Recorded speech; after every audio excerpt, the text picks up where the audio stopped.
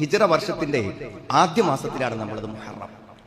പരിശുദ്ധമായ ഒരു മാസമാണിത്. ഒരുപക്ഷെ റമദാൻ കഴിഞ്ഞാൽ ഏറ്റവും ശ്രേഷ്ഠമായ 2 നോമ്പുകൾ നമ്മൾ അനുഷ്ഠിക്കുവാൻ വേണ്ടി കാത്തു നിൽക്കുന്ന ഒരു വിശുദ്ധ മാസം. ഒരു പുതിയ വർഷം പിറക്കുമ്പോൾ വീട്ടിൽ നിന്നും ഇറക്കുന്ന ജനാസ ഖബറിലേക്ക് എത്തുന്നതിന്റെ വഴിദൂരം 5 മിനിറ്റോ 10 മിനിറ്റോ നടന്നു നീങ്ങുമ്പോൾ ഓരോ അടികളും ഖബറിലേക്ക് അടുക്കുകയാണ്. ഒരു പക്ഷേ നമ്മുടെ ജനാസയുടെ നീക്കമാണ് രാപ്പകലുകൾ നമ്മൾ അറിയിക്കുന്നത്. വർഷത്തിന്റെ മാറ്റങ്ങൾ എന്തായിരുന്നാലും നമ്മുടെ മരണ തീയതിയിലേക്കും നമ്മുടെ ഖബർ പ്രവേശനത്തിലേക്കുമുള്ള വഴി എളുപ്പമാക്കുകയാണ്. സഞ്ചരിച്ചുകൊണ്ടിരിക്കുകയാണ്. രാവും പകലും സഞ്ചരിക്കുമ്പോൾ അതിനൊരു സഞ്ചാരത്തിന്റെ പ്രതീകമുണ്ട്. ആ സഞ്ചാരത്തിൽ എന്തോ ഒന്ന് മുന്നോട്ട് പോകുന്നുണ്ടല്ലോ, അതെന്റെയും നിങ്ങളുടെയും മരണത്തിലേക്കുള്ള ദിനമാണ് അടുത്തുകൊണ്ടിരിക്കുന്നത് എന്ന സൂചനയാണ് വർഷത്തിന്റെ മാറ്റങ്ങൾ നമ്മളെ കുറിക്കുന്നത്. സാധാരണ വർഷത്തിന്റെ മാറ്റത്തെയും പുതിയ മാസത്തെയും ആഘോഷമായിട്ടാണ് എല്ലാവരും കാണാറുള്ളത്. പക്ഷേ ഏതർത്ഥത്തിലാണ് അത് ആഘോഷമായി എടുക്കുക? ഇനി പരലോകമൊന്നും ഇല്ലെന്ന് വിശ്വസിക്കുന്നവൻ, മരണത്തിനപ്പുറത്തെ അനുഭവങ്ങളൊന്നുമില്ലെന്ന് പറയുന്നവനാണെങ്കിലും എങ്ങനെ സന്തോഷിക്കും?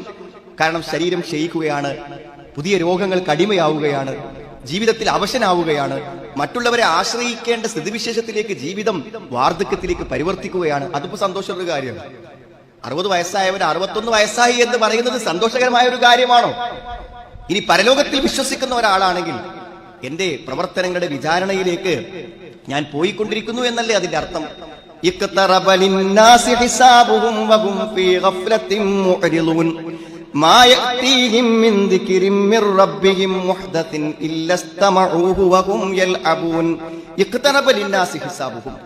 ജനങ്ങൾക്ക് അവരുടെ വിചാരണ അതിലേക്ക് അവരടുത്തു വന്നുകൊണ്ടിരിക്കുകയാണ്. വിചാരണ അടുത്തു വന്നു.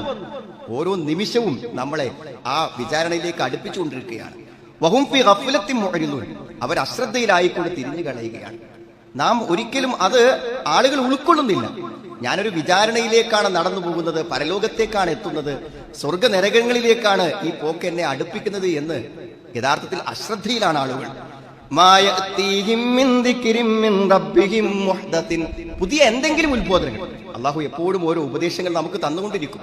പുതിയ പുതിയ ഉപദേശങ്ങൾ കിട്ടുമ്പോഴൊക്കെ അവരത് കേൾക്കുന്നുവെങ്കിലും എങ്ങനെയാണ് കേൾക്കുന്നത്? വഹും യൽഅബൂൻ, അവരിപ്പോഴും കളിയിലാണ്. ഒരു ഗൗരവ ബോധം എന്തുകൊണ്ടോ ജീവിതത്തിൽ അവർക്ക് വന്നിട്ടില്ല എന്നാണ് പരലോകത്തെയും വിചാരണയും ഓർമ്മപ്പെടുത്തിക്കൊണ്ട് അള്ളാഹു നമ്മളോട് പറയുന്നത്. അതുകൊണ്ട് സുഹൃത്തുക്കളെ, ഒന്നും പാഴായി പോവുകയില്ല. നന്മയാണെങ്കിലും തിന്മയാണെങ്കിലും അത് നമ്മൾ കാണേണ്ടി വരിക തന്നെ ചെയ്യും. യൗമ തജിദു കുല്ലു നഫ്സിൻ മാ അമിലത് മിൻ ഖൈരിൻ മുഹ്ദറ വമാ അമിലത് മിൻ സൂഅ്. തിന്മയായാലും നന്മയായാലും പ്രവർത്തിച്ചതെല്ലാം ഓരോരുത്തരും നേർക്ക് നേരെ ആസന്നമായി ഹാജരായി നമ്മുടെ കൺമുന്നിൽ വരും. അങ്ങനെ കൺമുന്നിൽ വരുമ്പോൾ അങ്ങനത്തെ ഒരു വരവിനെയോ ഒരു വിചാരണയെയോ തന്റെ പ്രവർത്തനങ്ങൾ തന്റെ മുന്നിൽ വന്ന് പെടുന്നതിനെയോ ആഗ്രഹിച്ചിട്ടില്ലാത്ത, വിചാരിച്ചിട്ടില്ലാത്ത, അതിനുവേണ്ടി ഒരുങ്ങിയിട്ടില്ലാത്ത മനുഷ്യൻ തബദ്ദുലൗ അന്ന ബൈനഹാ വബൈനഹു അമദം ബഈദ, ഞാനും ഈ പ്രവർത്തനങ്ങളും തമ്മിൽ വളരെ വലിയ വഴിദൂരമുണ്ടായിരുന്നെങ്കിൽ എന്ന് ഒരുപക്ഷെ അവൻ ആഗ്രഹിച്ചു പോകുമെന്നാണ്. അപ്പോൾ ഹിജ്റയുടെ ഒരു പുതിയ വർഷാരംഭം അത് കുറിക്കുമ്പോൾ നാം എത്രയോ സഞ്ചരിച്ചു എന്ന് നമ്മൾ ആലോചിക്കണം. അടുത്ത ദിനങ്ങളെങ്കിലും അടുത്ത വർഷങ്ങളെങ്കിലും എനിക്കൊന്ന് കരുതി ജീവിക്കണം, അശ്രദ്ധമായ ജീവിതത്തിൽ നിന്നും ഒരു ശ്രദ്ധ ചെലുത്തുന്നവരാവണം എന്ന ഒരു ചിന്തയ്ക്ക് ഈ പുതിയൊരു വർഷത്തിന്റെ മാറ്റം നമ്മളെ പ്രേരിപ്പിക്കേണ്ടതുണ്ട്. സുഹൃത്തുക്കളെ, എന്തൊരു സന്ദേശമാണ് ഈ പുതിയ മാസം നമുക്ക് നൽകുന്നത് എന്നാണ്. നബി സല്ലല്ലാഹു അലൈഹി വസല്ലമ മദീനയിൽ വരുന്ന സമയത്ത് അവിടെയുള്ള ആളുകൾ ഈ ആശൂറായിന്റെയും ഈ മുഹറം 10 നോമ്പ് അനുഷ്ഠിക്കുന്നതായിട്ട് കണ്ടു. അപ്പൊ നബി അവരോട് ചോദിച്ചു, മാ ഹാദൽ യൗമുല്ലദീ തസുമുനഹു, നിങ്ങൾ ഈ നോക്കുന്ന ഈ നോമ്പ് എന്താണ് എന്നവരോട് ചോദിച്ചു.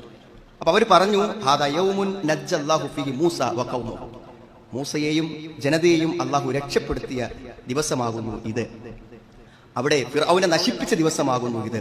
ഫസാമഹു മൂസ ശുക്രൻ ലില്ലാഹ്, അള്ളാഹുവിന് നന്ദി എന്നോണം മൂസാ നബി അലൈഹിസ്സലാം നോമ്പ് നോറ്റു. ഫനഹ്നു നസുമുഹു, അതുകൊണ്ട് ഞങ്ങളും നോമ്പ് നോൽക്കുന്നു.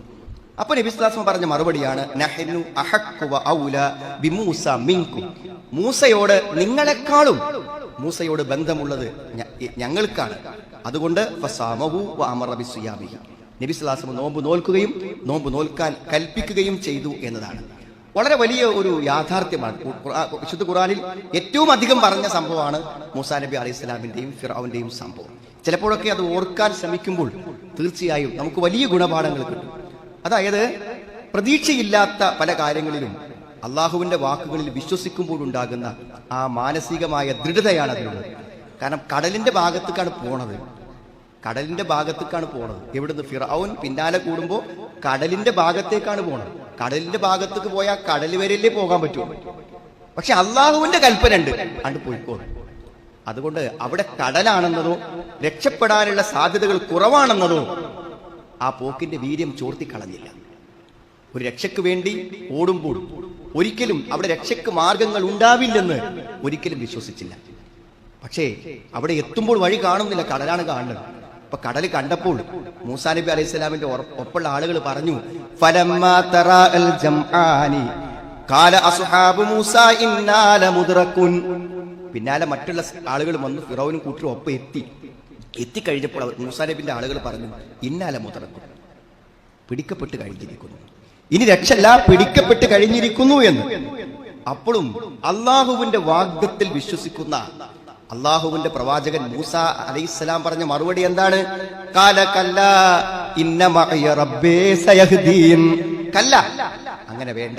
ഇന്ന മഅയ റബ്ബി സയഹ്ദീൻ, എന്റെ കൂടെ എന്റെ റബ്ബുണ്ട്, അവൻ എനിക്ക് വഴി കാണിക്കും എന്ന് മൂസാ നബി അലൈഹിസ്സലാം പറഞ്ഞു. നിമിഷങ്ങൾക്കകം അള്ളാഹു രക്ഷയുടെ പുതിയ വാതിൽ തുറക്കാണ്. അനിൽദരിബ് ബി അസാക്കൽ ബഹർ, കടലിൽ അടിക്കാൻ വേണ്ടി പറഞ്ഞു. ഫംഫലക ഫകാനു കുല്ലു ഫിർഖിൻ കത്തൗദിൽ അലീം.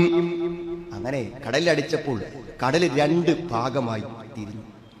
ഒഴുകി വരുന്ന വെള്ളം അവിടെ നിന്നു. എന്നിട്ടൊരു നല്ല ഉണങ്ങിയ വഴി തുറന്നു. വെള്ളം മാറിയപ്പോൾ ഉണങ്ങിയ ഒരു വഴി തുറന്നു. ആ വഴി തുറന്ന് രക്ഷയുടെ വഴി ഒഴുകി. അങ്ങനെ ആ കടലിലേക്ക് ഇറങ്ങാൻ അള്ളാഹുവിന്റെ ഒരു കുതിരത്ത് നോക്കൂ സഹോദരങ്ങളെ. കടലിലേക്ക് ഈ ഒരേ വഴി മൂസാ നബി അലൈഹി സ്വലാമിനും അനുയായികൾക്കും രക്ഷയായപ്പോൾ അതേ വഴി ആർക്ക് ശിക്ഷയായി? ഫിറൗനും കൂട്ടർക്ക് ശിക്ഷ. പടച്ചോന്റെ ഹിക്മത്തല്ലേ അത്? അതായത് മൂസാ നബി അലൈഹി സ്വലാമും കൂട്ടരും മുഴുവനായി ഇറങ്ങി, അവർ മുന്നിലാണ്, ബാക്കിൽ ഇവരാണ്. അവരിൽ അവസാനത്തെ ആളും കേറിയപ്പോഴേക്കും ഫിറൗനും ഒപ്പമുള്ളവരും മുഴുവനും ഇറങ്ങിക്കഴിഞ്ഞിരുന്നു എന്നുള്ളതാണ്. മറ്റുള്ളവർ കരക്കെത്തിയപ്പോഴേക്കും ഇവർ മുഴുവനും അതിലേക്ക് എന്ത് ചെയ്തു? ഇറങ്ങിക്കഴിഞ്ഞു. അങ്ങനെ എന്ത് ചെയ്തു? ആ വെള്ളം പഴയതുപോലെയായി.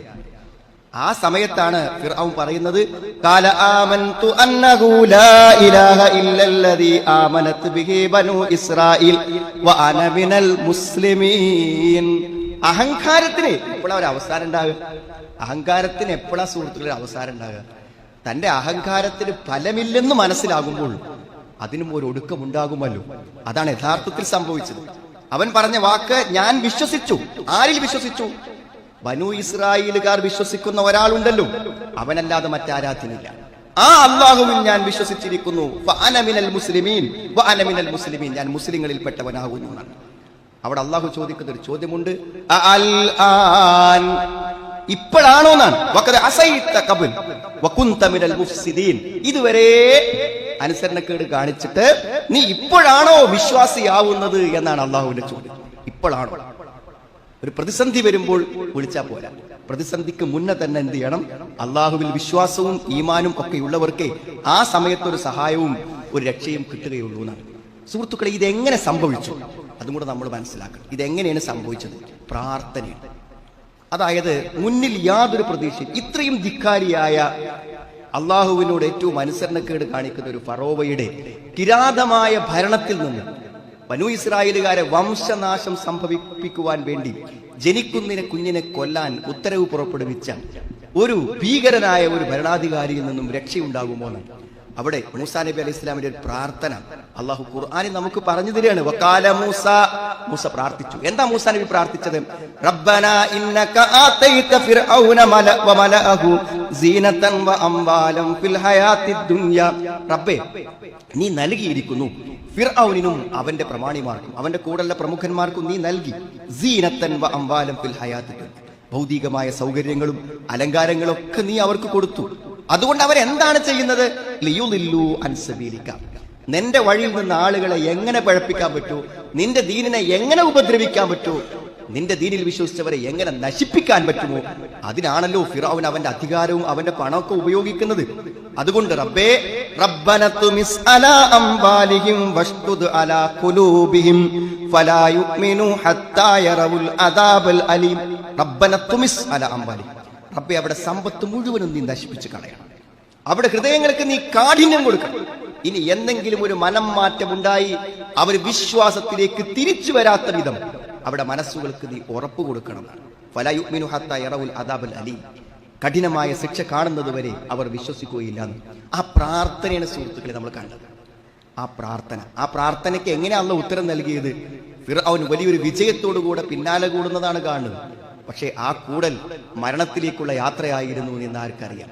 അതാണ് അല്ലാഹുവിന്റെ ഹിക്മത്ത്. അതുകൊണ്ട് സുഹൃത്തുക്കളെ, പ്രാർത്ഥന, അല്ലാഹു പറഞ്ഞതിലെ ഉറച്ച വിശ്വാസം, അതാണ് കടലിലേക്കും രക്ഷ പ്രതീക്ഷിച്ച് പോകാനുള്ള കാര്യം. ഒരു അസുഖം വന്ന കുറച്ച് പ്രയാസം, ഇനിയിപ്പോൾ എന്താ ഇതിന് ദ്വാരന്നിട്ട് കാര്യം? നമ്മുടെ മനസ്സങ്ങനെ ആളുകൾ പരലോകത്തെ ചില കാര്യങ്ങളെ കുറിച്ച് കേൾക്കുമ്പോൾ അതൊക്കെ ഉണ്ടാവും ആളുകളെ മനസ്സ് പറയും. സുഹൃത്ത്, നമുക്കുള്ള പ്രമാണം എന്താ? നമ്മുടെ ബുദ്ധി ഒന്നല്ല, പടച്ചോൻ പറഞ്ഞോ ഉണ്ടാവും. അതന്നെയാണ് ഉറപ്പ്, വേറെ തെളിവൊന്നും വേണ്ട. പടച്ചോൻ പറഞ്ഞോ ഉണ്ടാകും. ആ കടലിന്റെ വക്കത്ത് നിനക്ക് രക്ഷയുണ്ട്, നീ അങ്ങോട്ടേക്ക് നീങ്ങുമെന്ന് മൂസാ നബിയോട് പറഞ്ഞെങ്കിൽ, ആ കടൽ പിളർന്ന് അപ്പുറത്തേക്ക് വഴി ഒരുക്കിയെങ്കിൽ, അള്ളാഹു പറഞ്ഞത് നടപ്പിലാക്കാൻ അള്ളാഹുവിന് ഒരു പ്രയാസമില്ല. അതൊക്കെ അതുപോലെ സംഭവിക്കും. അതൊക്കെ ആ സമയത്ത് കാണും. പ്രാർത്ഥനയ്ക്ക് ഇത്രയും വിശാലമായ ഉത്തരമുണ്ടെന്നാണ് അള്ളാഹു നമ്മളെ പഠിപ്പിക്കുന്നത്. മറ്റൊരു കാര്യം എന്താ അറിയോ? ഫിറഔന്റെ ചരിത്രം നമ്മളെ പഠിപ്പിക്കുന്ന, മൂസാ നബി അലൈഹി സ്വലാം രക്ഷപ്പെട്ട ഈ മാസം നമ്മളെ ഓർമ്മപ്പെടുത്തുന്ന മറ്റൊരു പാഠം എന്താണ്? എന്തു വലിയ അക്രമം ചെയ്താലും അതിനൊക്കെ അവസരങ്ങൾ കൊടുക്കും.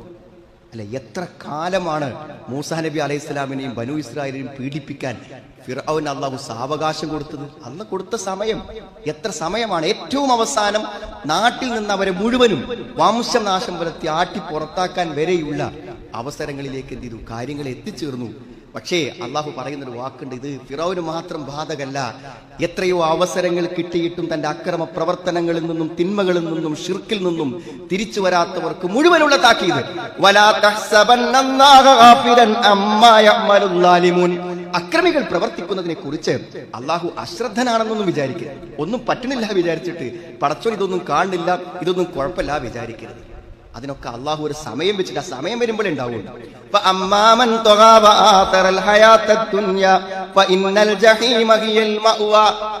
എന്തായിരുന്നാലും തെറ്റായ പ്രവർത്തനങ്ങൾക്കും അതിക്രമങ്ങൾക്കും ഒരു നരകം അള്ളാഹു ഉണ്ടാക്കിയിട്ടുണ്ട്. നല്ല പ്രവർത്തനങ്ങൾക്ക് ഒരു സ്വർഗം ഉണ്ടാക്കിയിട്ടുണ്ട്. അള്ളാഹ് പറയുന്നു, ഫലാ തഹ്സബന്നല്ലാഹ മുഖ്ലിഫ വഅദിഹി റുസ്ലഹു, പ്രവാചകന്മാരുടെ അള്ളാഹു ചെയ്തൊരു വാഗ്ദാനവും അള്ളാഹു തെറ്റിക്കുകയില്ല. ഇന്നല്ലാഹ അസീസുൻ ദുൻതിഖാം, അള്ളാഹു പ്രതാപശാലിയും ശിക്ഷാ നടപടികൾ സ്വീകരിക്കുന്നവരുമാകുന്നു എന്ന് ഭൂമിയിൽ നടന്ന എല്ലാ അക്രമങ്ങളെയും ലിസ്റ്റ് ചെയ്ത് അതിന്റെ ആളുകളെ കൃത്യമായി വിചാരണയ്ക്ക് കൊണ്ടുവന്ന് കണക്കൊത്ത പ്രതിഫലം പടച്ചവൻ ഒരു നാൾ കൊടുക്കും. അതുകൊണ്ട് ഇവിടുന്ന് എന്തെങ്കിലുമൊക്കെ ചെറിയ വിദ്യകളും തന്ത്രങ്ങളും സ്വാധീനങ്ങളും ഉപയോഗിച്ച് രക്ഷപ്പെട്ടതുകൊണ്ട് ആ അക്രമങ്ങൾക്കൊന്നും ഇനി ഒരു പരിണിതി ഇല്ലാന്ന് വിശ്വസിക്കണ്ട എന്നാണ് അതുണ്ടാകുക. ആകാശവും ഭൂമിയും മാറ്റപ്പെടും. ഇതല്ലാത്ത, ഇന്ന് കാണുന്നതല്ലാത്തൊരവസ്ഥയിലേക്കും ഈ ഭൂമിയും ഈ പ്രപഞ്ചവും മാറും. അധികാരസ്ഥനായ, ആധിപത്യമുള്ളവനായ, ഏകനായ അള്ളാഹുവിന് വേണ്ടി എല്ലാവരും ഭൂമിയിൽ നിന്ന് പുറത്തേക്ക് വരും. ഇതുവരെ ഭൂമിയിലുള്ളവർ മുഴുവനും എന്ത് ചെയ്യും? ആ പുതിയ മാറ്റത്തിൽ പുറത്തേക്ക് വരും. അപ്പോഴോ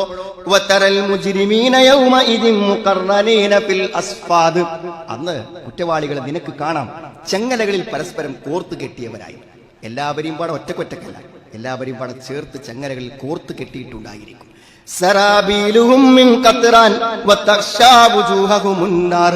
അവർക്കൊരു കുപ്പായമുണ്ടെന്ന്. ഖത്റാൻ, അത് ടാറ് കൊണ്ടാണ് കുപ്പായം. എന്തിനാ ടാറിന്റെ കുപ്പായം? നരകത്തിന്റെ ചൂടിൽ അവർ ഉരുകുന്നതിന് വേണ്ടി. അവിടെ മുഖത്ത് തീ മൂടിയിരിക്കും, തീ കൊണ്ട് കവചമുണ്ടാകും അവിടെ മുഖത്ത്. ഓരോരുത്തരും ചെയ്തതിനുള്ള പ്രതിഫലം അവർക്ക് നൽകുന്നതിന് വേണ്ടി. അല്ലാഹു പെട്ടെന്ന് വിചാരണയ്ക്ക് എടുക്കുന്നവനാവുന്നു. എന്തിനാണ് ഈ താക്കീത്?